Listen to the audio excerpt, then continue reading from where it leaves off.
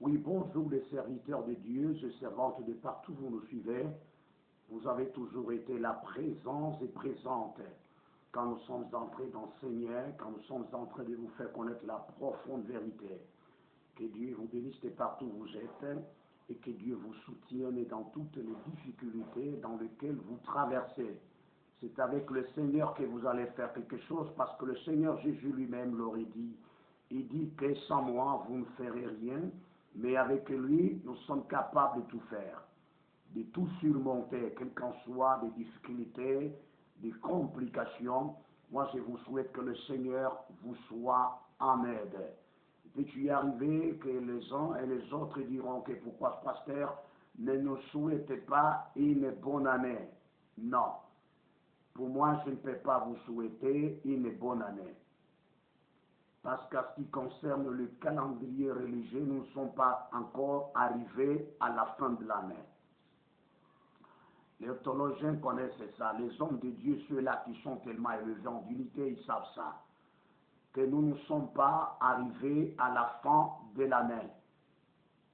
Alors quand ça serait la fin de l'année, là je vous souhaiterai. Parce que ça, c'est tout à fait une fête de l'année à ce qui concerne le calendrier civil, le calendrier des humains. Mais pour le calendrier de Dieu n'est pas encore arrivé à la fin.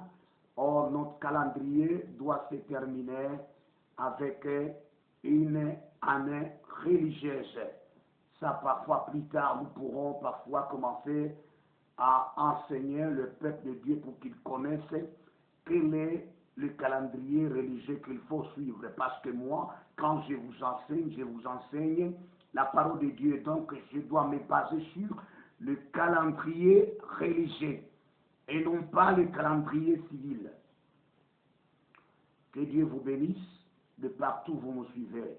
Je dis bien qu'à ça serait au bon moment, je vous souhaiterai, voilà, c'était bonne année. Nous sommes venus, ça fait beaucoup de temps, on ne se parlait pas.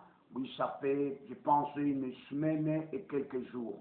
Mais le Seigneur également, le bon Dieu, nous apporte également la vie, la respiration, l'être, le mouvement, ainsi que le sens, pour qu'également que nous puissions perpétuer avec les enseignements au sujet du cœur de l'homme et tortuer par-dessus tout le cœur de l'homme.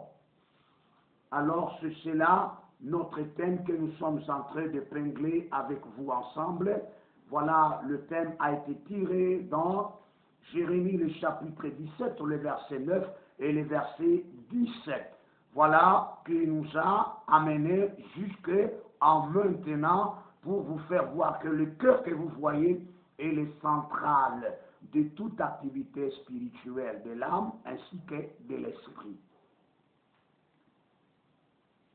Ainsi que nous sommes arrivés à parler que c'est au cœur où il y a 4 sortes de péchés.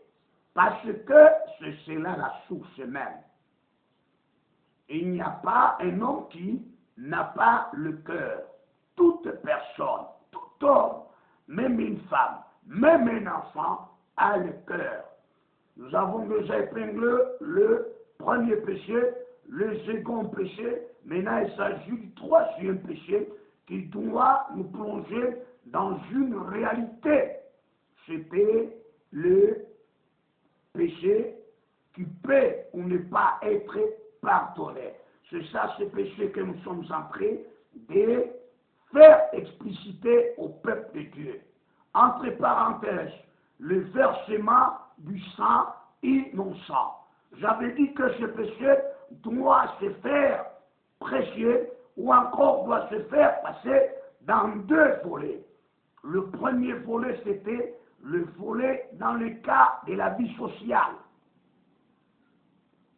En tant qu'un homme, en tant qu'une créature de Dieu, toutes les personnes qui que ce soit, politiciens, policiers, docteurs, ministres, militaires, soldats, civils, donc on est censé, on est interdit, on est appelé à ne pas verser le sang innocent.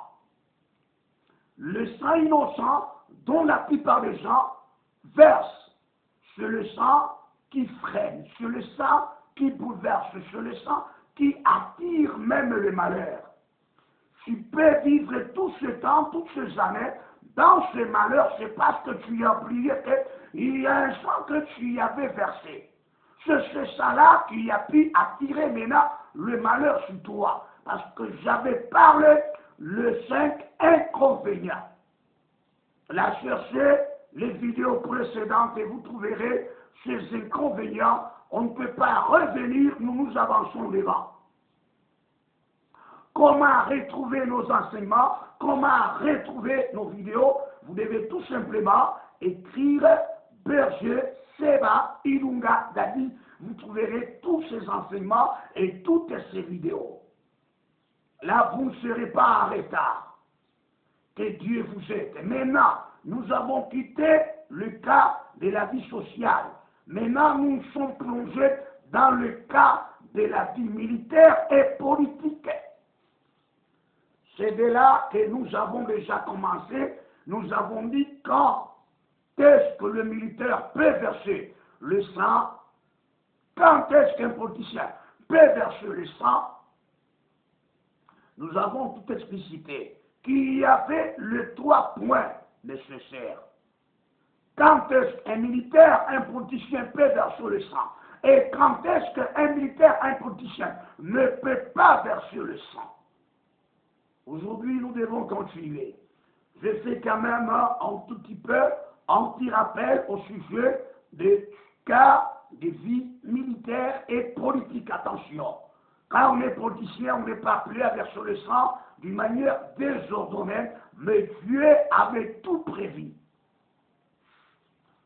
Le militaire verse le sang. Quand je parle de militaire, donc c'est comblé là-bas, là-dedans, avec le politicien. Parce que nos présidents, nos ministres, nos gouverneurs, ainsi de suite, ils sont en train de jouer leur métier politique. C'est tout à fait un métier, tout à fait un travail. Donc, ils sont en train de rendre donc, à la population ainsi compte. En tout cas, ils rendront leur compte à qui? À Dieu. Que Dieu vous bénisse partout. Les 3 points dont je vous parlais. Donc, le soldat, j'avais parlé que le soldat, le militaire, peut verser le sang pendant la guerre. C'était explicité. J'avais dit que non, ce parti concerne les militaires et les politiciens. Et même les politiciens sont concernés. Quels qu'en soient les politiciens, cherchent leurs propres intérêts et non pas l'intérêt des autres. Ils cherchent leur propre intérêt et l'intérêt de leurs partis politiques. Et non pas des partis des autres politiques. Là, vous êtes également concernés pour cet enseignement. Oui, quand cela me tient, même le civil peuvent aussi en profiter. Le militaire, ou également ceux-là qui sont dans le métier politique, peuvent verser le sang innocent, surtout les militaires, peuvent verser également le sang pendant la purification du pays. J'avais parlé de cela. Quand on a un meurtrier qu'on a repéré, qu'on a attrapé, ce meurtrier, après savoir être comparu devant le tribunal, après quoi le juge décide, selon quand même ces actes déposés qui méritaient la peine capitale de mort, alors ce meurtrier doit être tué. Ce n'est pas le juge qui doit tuer, le juge ordonne. Le militaire, quant à lui, maintenant, il est là pour assumer et faire tout ce que le juge a déclaré, c'est-à-dire sur le militaire, qui doit se porter garant d'aller tuer. C'est la raison d'être de la peine capitale. Voilà que les militaires m'entendent, que les politiciens et les politiciens m'entendent également. De partout où vous êtes. Parce que si vous versez le sang d'une manière désordonnée, je vous avais dit que vous fuyez le pays. Et ça semblerait également que vous êtes également aussi fuyé. Comment est-ce qu'un peuple peut-il être dirigé par quelqu'un qui est fuyé? Impossible. C'est pourquoi les choses ne marchent pas. Comment ça fait-il qu'une personne, et encore la population, peut être dirigée par quelqu'un qui est maudit? Vous voyez les problèmes. Quand on est maudit, nous-mêmes dirigés. Être dirigé par quelqu'un qui est maudit parce qu'il aurait versé le sang innocent. Le sang qu'il avait versé là. Alors également, une personne dont le mort est en train de les poursuivre. C'est avec de telles personnes qui nous dirigent. Et partout vous m'entendrez, même dans les pays étrangers, même parfois en Europe, en Asie, ainsi qu'en Océanie, vous voyez, en Afrique tout entière, que le Seigneur vous aide à connaître les conséquences des versements du sang innocent. Ça pose un problème. Moi, ça me fait honte quand on est dirigé par quelqu'un qui est maudit, quand on est dirigé par quelqu'un qui est essuyé, quand on est dirigé par une personne dont le Seigneur réclame la vengeance. Vous voyez, donc ça ne pourra pas aller. C'est la raison pour laquelle nous vous enseignons la profonde vérité pour connaître la vérité. C'est la première d'abord des parties. Maintenant, le troisième point. Donc, le soldat ne verse pas le sang pendant la paix. Au temps de la paix, au moment de la paix, le militaire, le soldat, le politicien, le politicard ne peut pas verser le sang, ne peut pas. Parce que c'est pendant la paix. Parce que je suis en train de constater, dans notre pays, le politicien s'entretue entre eux, mais ne connaissent pas les conséquences. Les militaires, les généraux, les capitaines, les commandants sont en train de s'entretuer entre eux-mêmes. Ce n'est pas pendant la guerre. Ce n'est pas pendant la purification du pays. Au moment que Dieu n'avait pas prévu à ce qui concerne comment est-ce que sur le pays essuyé, sur la terre essuyée, pour la rendre pure, cette terre-là, il n'y avait pas ce rite-là. Le rite devait être fait donc par le sang du meurtrier qui aurait versé le sang innocent. C'est par ce sang que le pays ou la terre devrait être purifié. De cette façon, je pense déjà vous avoir lu Nombre chapitre 35 et versets 34, 33 et 34. Les deux versets-là, que c'est par le sang du meurtrier que le pays ou la terre sera purifié par l'ordre du juge, qui en réalité donne l'ordre aux militaires d'aller exécuter, d'aller prendre ce meurtrier. Parce que le ce meurtrier-là, circuler par-ci par-là, c'est nous attirer les malheurs de la part de Dieu. C'est la raison pour laquelle il devrait être tué. Si parfois la justice ne s'en donne pas, Dieu lui-même va prendre sa justice. Doit être un vengeur. Donc c'est la raison pour laquelle le juge, il est là comme un vengeur du sang versé, des mal. Voilà, c'est la raison pour laquelle vous rendez un service au peuple, vous rendez un service à la population dans le compte de Dieu. Si vous savez cela, que Dieu vous bénisse partout.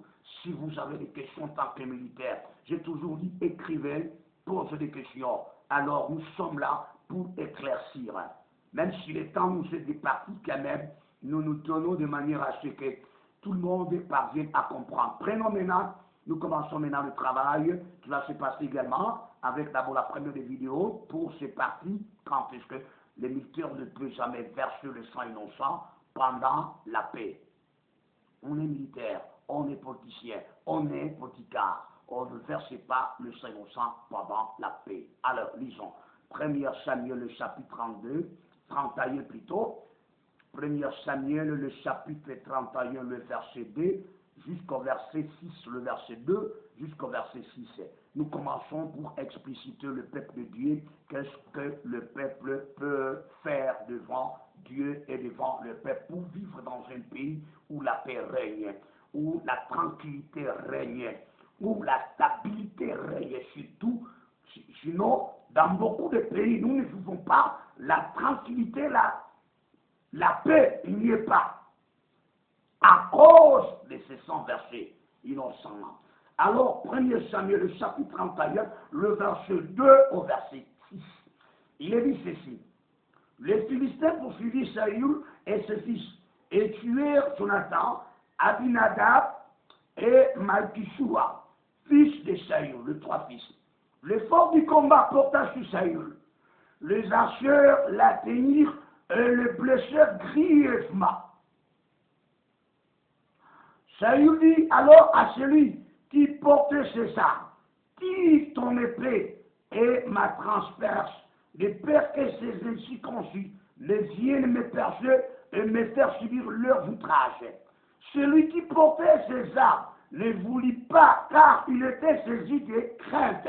Et Saül prit son épée et ses états dessus. Celui qui portait les armes de Saül, les voyant morts, se jeta ensuite sur son épée et mourut avec lui. Ensuite périrent en même temps dans cette journée Saül et ses 3 fils, celui qui portait ses armes et tous ses gens. Vous voyez qu'au moment de la guerre est devenue tellement très acharnée. Après quoi le roi Saül connaît bien véritablement, en tout cas avec le blessure que j'ai subi des archers des Philistins. En tout cas, je ne persisterai pas, je serai mort. Il le recommande, il appelle le porteur de ses armes pour le faire croire, pour le tuer. Il le refuse. Il craint, pendant la guerre, il fallut parfois se témoigner par laquelle de faire échapper le roi, de ne pas être frappé davantage par l'ennemi. Mais lui refuse le porteur de ces armes-là. Il dit jamais, je ne verse pas le sang, c'est le sang innocent. Le sang qui ne lui a pas fait quelque chose de mal. Mais le roi veut acheter qu'il soit tué. Mais le porteur de ces armes refuse. Parce que c'est pendant la paix. Il ne tue pas son chef. Mais quant à vous, si seulement c'était que vous êtes dans la guerre, tu es militaire, et que ton supérieur vient de subir une blessure parfois mortelle, ou encore une blessure qui peut lui apporter des vertiges, et qu'il te demande que tu es moi, tu es déjà prêt à le tuer. Pourquoi? C'est ce que tu as envisagé de temps à autre pour reprendre le sang innocent. Tu ne diras pas non, je ne peux pas tuer parce que c'est mon supérieur. Quel qu'en soit, il me demande de le tuer pour l'épargner. Peu importe. Vous voyez, c'est ça être un bon militaire.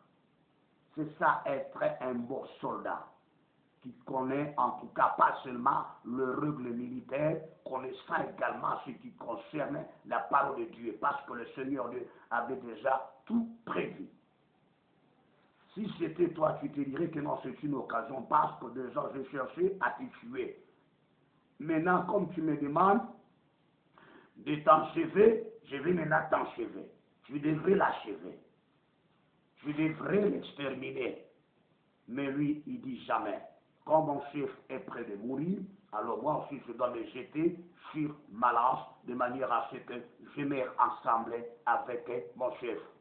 Nous vivrons ensemble et nous mourrons ensemble. C'est ça le principe d'un militaire. Que Dieu vous bénisse. Je vous entends, mon militaire. Les jeunes, ceux-là qui travaillent avec leur fierté, avec dignité, avec leur respect, avec la crainte de Dieu. Mais je vous dis que les militaires entreront au ciel difficilement. Pourquoi? Je vous en avais parlé dans la première vidéo. Lisons également toujours, alors dans le livre toujours de Samuel, lisons 2 Samuel, le chapitre 1, verset 5, jusqu'au verset 10. C'est de là que je vais citer. Virgule 14, jusqu'au verset 16. 2 Samuel, chapitre 1, verset 5. Qu'est-ce qui est dit là-bas? Il est dit ceci. David dit au jeune homme qui lui apportait ces nouvelles. Comment sais-tu que Saül et Jonathan, son fils, sont morts? David s'occupe tout simplement de Jonathan parce que de son amitié, du vivant de Jonathan. Au Képa, il y avait 3 fils. Jonathan, Abinadab et Malkishua. Les 3 fils de Saül qui étaient tués ensemble avec son père dans le champ de bataille, ensemble avec le porteur de ses armes. Mais David met son accent sur Jonathan à cause de l'amitié. David dit au jeune homme qui lui apportait ces nouvelles, c'était un Amélécite.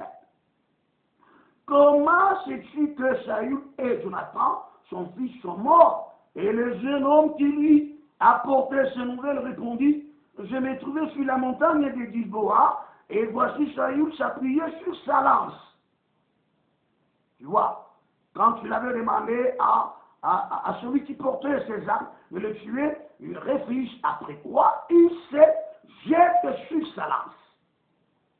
C'était avant qu'il soit mort, c'est ainsi que la situation s'est passée. Je n'ai pas le temps d'expliciter sur les versets bibliques, mais le problème c'est quoi? Mais je vous parle pendant la paix, on ne tue jamais.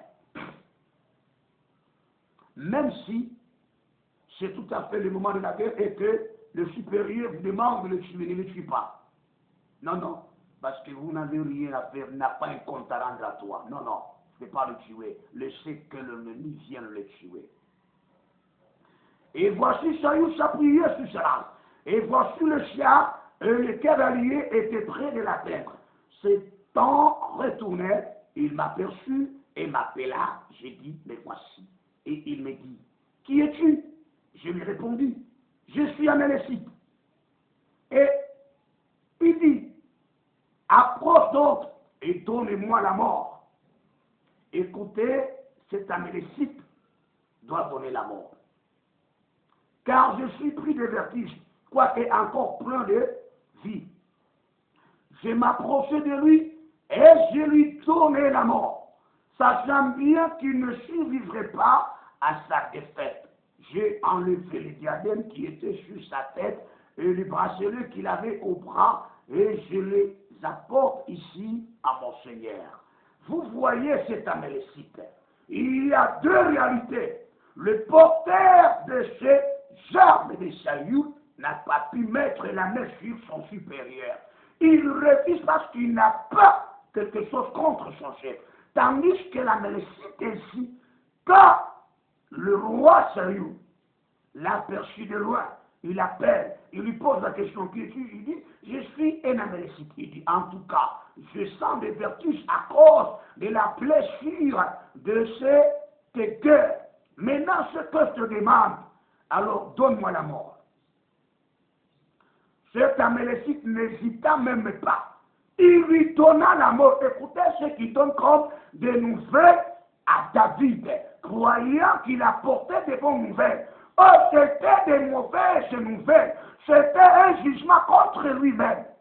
Il dit, vous voyez, je l'ai trouvé, quel qu'en soit, il avait la vie, mais il ne devait pas survivre.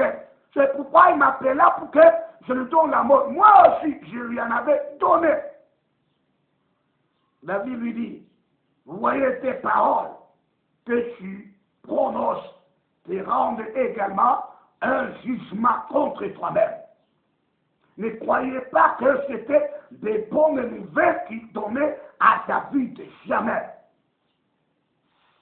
Il devrait avoir peur comme c'était le porteur de ces armes-là. Il devrait avoir peur pour dire que non, c'est tout à fait mon supérieur. Il est le roi. En même temps également, il est roi. Je ne peux pas porter quoi la main sur lui et le tuer parce que je suis en paix avec lui. Il est le roi, donc il est militaire. Il est en même temps politicien. Moi aussi, je suis militaire. Vous voyez, le porteur comprend qu'il était militaire, mais sans rancune contre son chef. Il ne porta pas la mort. Au contraire, il exécuta le principe d'un vrai militaire. Nous vivrons ensemble et nous mourrons ensemble. C'est ça. Mais Amalekite ici, il donna la mort au roi Saül. Il enleva même le diadème sur sa tête, apporta cela au roi David. Écoutez maintenant le verset 14, parce que je sors d'autres versets, le verset 14 jusqu'au verset 16. Mais si c'est vous là, si vous continuez à lire tous ces versets-là, vous allez comprendre que David a compris qu'en tout cas, cette personne mérite la mort parce que c'est un meurtrier. Comment David l'a jugé que c'est un meurtrier parce qu'il a tué. Il a versé le sang innocent. Il devrait laisser le roi Saül souffrir avec cette peine-là, tout comme être mis à mort par son ennemi. Ou encore se tuer lui-même. Là, c'était normal. Le verset 14. Il dit ceci. David lui dit, comment n'as-tu pas craint de porter la main sur loin de l'Éternel et de lui donner la mort? Pourquoi, toi, n'as-tu pas eu crainte? Pourquoi? Parce que c'est un loin de l'Éternel de Dieu. Alors tu crois comme tu m'apportes des bonnes nouvelles, tu seras mort toi aussi. Et David appela l'homme de ces gens et dit, approche et tue-les. Cet homme frappa Mélésite qui mourut. Et David lui dit, que ton sang retombe sur ta tête, car ta bouche a déposé contre toi, puisque tu lui as dit, j'ai donné la mort à loin de l'Éternel. Il était considéré meurtrier. Tout meurtrier devrait être aussi exécuté. C'est ainsi que David a exécuté cette réalité. Il l'a tué, il a ordonné qu'il soit tué. Je vais prendre toujours là-bas 2 Samuel, le chapitre 4, le verset 10, jusqu'à même au verset 12. Vous allez vous rendre compte, prenez toujours 2 Samuel, le chapitre 4, le verset 10 au verset 12. Voilà. Attention, vous les militaires qui partez dans la guerre. Il ne faut pas que tu envisages déjà à tuer tel ou tel militaire, ou tel commandant, tel capitaine, après quoi tu trouves l'occasion, même si tu es demandé de le tuer, ne le tue pas. C'est pendant la paix avec lui que vous êtes en train de passer. Ce n'est pas le moment de porter la mort sur ton supérieur. Il est dit, celui qui est venu me dire, voici, salut les morts, et qui croyait m'annoncer une bonne nouvelle, je l'ai fait saisir et tuer à Tsiklag pour lui donner le salaire de son message. Tu vois, c'est le roi David qui dit ça. Et quand des méchants ont assassiné un homme juste dans sa maison et sur sa couche, combien plus ne redemanderai-je pas son sang de vos mains et ne vous exterminerai-je pas de la terre? Et David ordonna à ces gens de le tuer.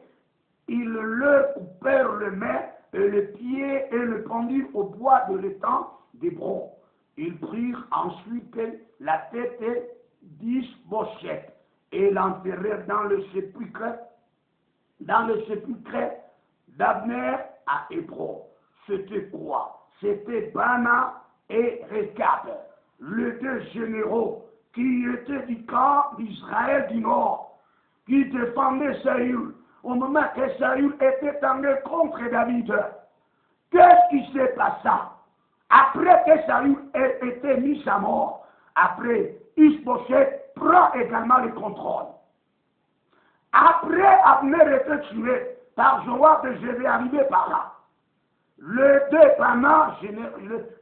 général Bana et le général Rekab, les 2 généraux là, se liguaient contre Ish-Bosheth.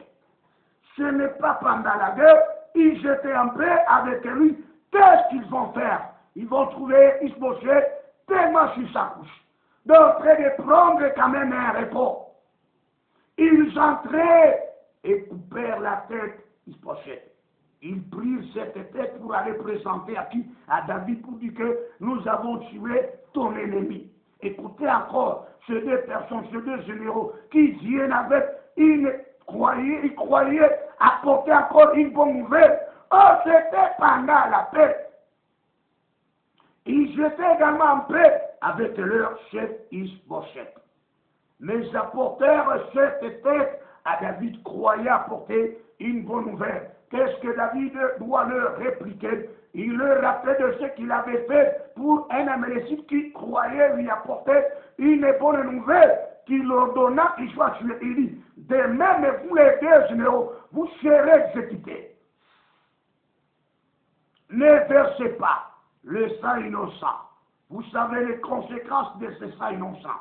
Même si c'était le sang, le militaire que tu as versé, ça tire toujours les mâles. Même si c'était le sang des civils, ça tire toujours des conséquences sur la vie de toi d'abord, verset 800, ainsi que la vie de la population. Pour quelle raison? Parce que la terre sera souillée. Combien de fois déjà avez-vous souillé ce pays? Avec le sang innocent, pas, tu te dis que tu es militaire. Toi, tu tues n'importe qui. Quand tu trouves une certitude, quand tu trouves un chien, tu tues. Quand tu trouves un civil, là, tu tues.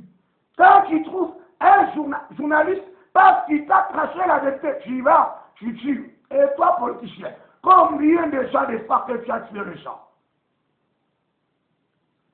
Il t'est apporté que tu te trouves maintenant l'occasion à vouloir demander pardon. Je n'ai pas dit parce que tu es militaire, tu es un politicien, tu n'as pas le droit de demander pardon. Mais je vais te montrer le remède. Tu l'as tué. Allez demander à la famille de cet homme-là, demander pardon. Si tu tues un politicien, tant que tu es politicien, tu demandes à sa famille et tu demandes à la population. C'est ça le vrai remède. Parce que tu es une personne qui servait la population, tu l'as tué. Toi, un tueur d'élite. C'était cela d'abord la première partie pour cette phase. C'était le berger Sheba Ilunga Dadi qui est en train de poursuivre toujours à ce qui concerne le péché qui peut ou ne pas être pardonné, entre parenthèses, le versement du sang innocent. Je vous ai dit que nous sommes dans le cas de la vie militaire et politique, parce que le politicien, le militaire, le policier n'en parle pas, le politique qui s'entretue entre eux, ne sachant pas les conséquences, ne sachant pas ce qui peut arriver après avoir versé le sang innocent. Nous vous invitons de vous abonner pour ne pas manquer, même si vous êtes politicien, même si vous êtes militaire, même si vous êtes civil, alors je vous demanderai à vous abonner pour que vous ne manquiez pas de réalité. Je vais revenir avec la seconde vidéo pour cette phase ici. Que Dieu vous bénisse. Amen.